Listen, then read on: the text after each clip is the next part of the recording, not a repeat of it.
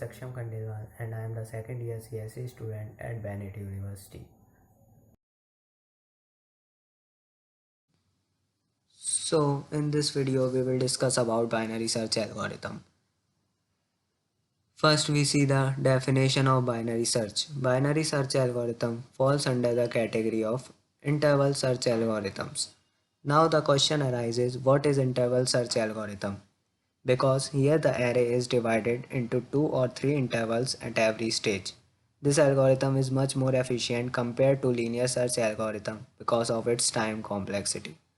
Binary search only works on sorted data structures like this array. Now the question arises, why we use binary search instead of linear search. The main advantage of using binary search is that it does not scan each element in the list. Instead of scanning each element, it performs the searching to the half of the list, means it finds the mid element and then divides the array into half. So the binary search takes less time to search an element as compared to linear search. Note the array should be in sorted order. Now let's see the working of binary search. First point is search the sorted array by repeatedly dividing the search element in half. Second is begin with an interval covering the whole array. If Third is if the value of the search key is less than the item in the middle of the interval, narrow the interval to the lower half. Fourth is otherwise narrow it to the upper half. Fifth is repeatedly check until the value is found on the interval is empty. Now let's see the algorithm to perform binary search. First we take the input array, the left index, the right index and the element to be searched, which is x. Then we start the loop while left less than or equal to right. Then we calculate the mid index, which is using the formula left plus right minus left divided by 2. If array of mid double equals to x, then we return the mid. Else if array of mid less than x, then we calculate left equals to mid plus 1. Else we calculate right equals to mid minus 1. Then we end the loop. If the index is not found, then we return minus 1. Now let's take an example. In this array, we have to find 75. As you can see, the array is sorted. So first we calculate the middle index of the array using the formula mid equals to left plus right minus left divided by 2. So the mid becomes 4. Then we check if the 23 is equal to the element to be searched, that is 75. As you can see, no, it is not equal. Then we check if it is greater than or less than 75. Yes, it is less than 75. So from this we know that we have to check the right array because 75 is greater than 23. So it is in the right side of the 23 as the array is sorted.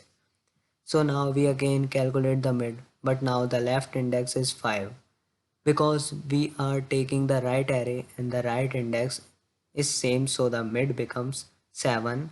So again we check if it is equal to 75 or greater or lesser than 75. So as you can see that it is lesser than 75. So again we take the right array. Now the left index become 8.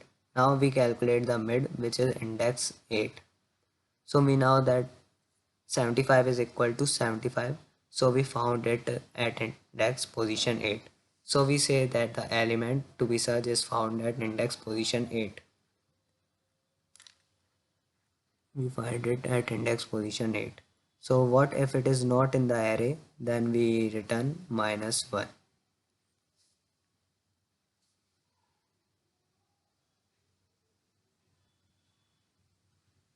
Now let's take another example. Suppose there is an array 10, 20, 30, 40, 50, 60, 70, 80, 90, 100. We want to search for element 70 in the given array.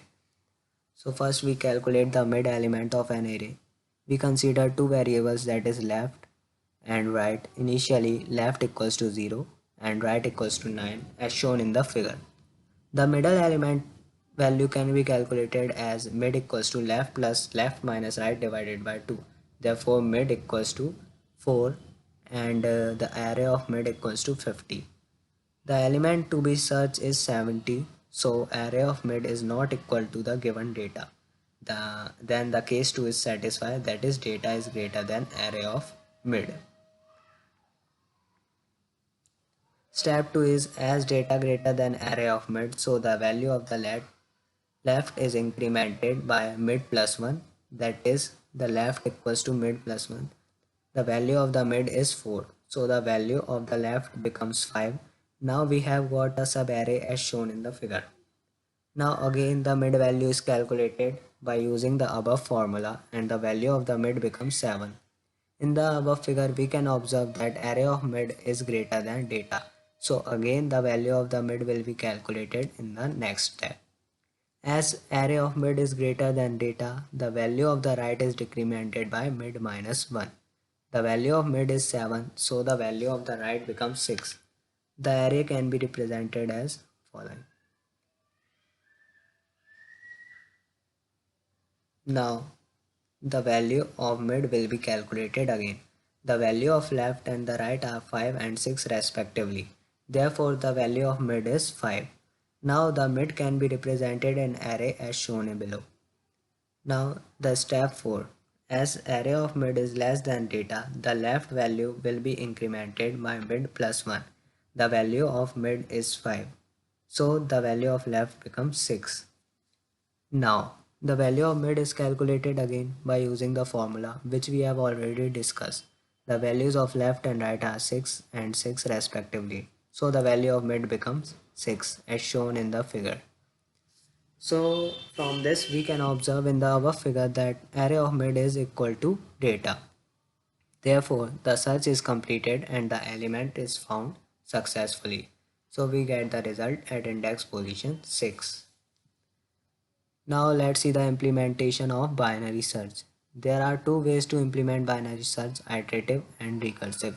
Now let's see the code of binary search in C++. First is iterative approach. This is the function of binary search.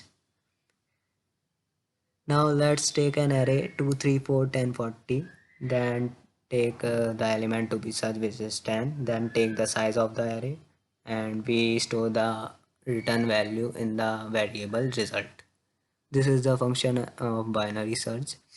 It will return the index of the element which is 0, 1, 2, 3, which is 3. So we then check if result double equals to -1, so element is not found, otherwise it is found at index position 3. Now we see the recursive approach. We take the array, we take the element to be searched, we take the size of the array, we store the value at the variable result, and this is the binary search function. We calculate the mid by using this formula. We take this and return mid, otherwise we recursively call the functions like this function. If it is not, then we take this function and it will, if it is not found, then it return the index -1. Then we take, if it is found, then element is present at index position 3. Now we see the time complexity of binary search. The time complexity of binary search in worst case is order of log n. In the best case it is omega of 1 and in average case it is theta of log base 2n. We have three ways to calculate the time complexity: naive approach, recurrence tree method and Master's theorem. First is naive approach.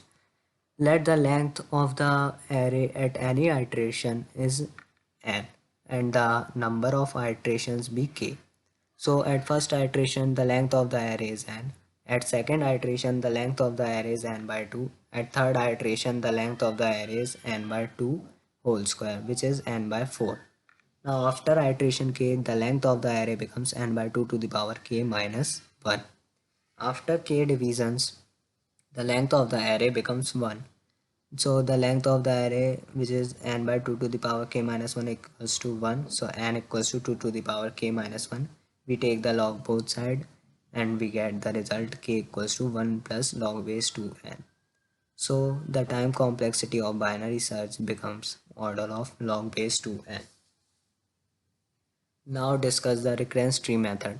So we have the recurrence relation as 1 at n equals to 1 and t of n by 2 plus 1 and n greater than 1. So this is first step, this is second step, this is third step. We take it to the k step and we get n by 2 to the power k equals to 1. So n equals to 2 to the power k. So we take log both side and we get k equals to log base 2n. So the time complexity of our result is order of log base 2n. Time complexity of binary search. So let's see Master's theorem. Let's first take the rules of binary search. F of n equals to order of log n base ba minus epsilon. If epsilon greater than 0, then the recurrence relation becomes theta of n log base ba. Otherwise, f of n equals to theta of n log base ba log to the power k of n, k greater than 0, then it becomes t of n equals to theta of n log base ba log to the power k plus 1 of n. And this is the third rule, which becomes theta of f of n. So our recurrence relation is t of n by 2 plus 1. So we compare with this recurrence relation. We get a equals to 1, b equals to 2, and our function f of n equals to 1. This will satisfy rule number 2, which is f of n equals to theta of n log base ba log to the power k of n. So we get f of n equals to theta of log n log base to 1 log to the power k of n. Now we take k equals to 0. Then we get f of n equals to theta of 1, which is equal to our original function f of n equals to 1. So we get t of n equals to theta of n log base to 1 log 0 plus 1 of n. So we get theta of log base 2n. Hence the time complexity of binary search is order of log base 2n.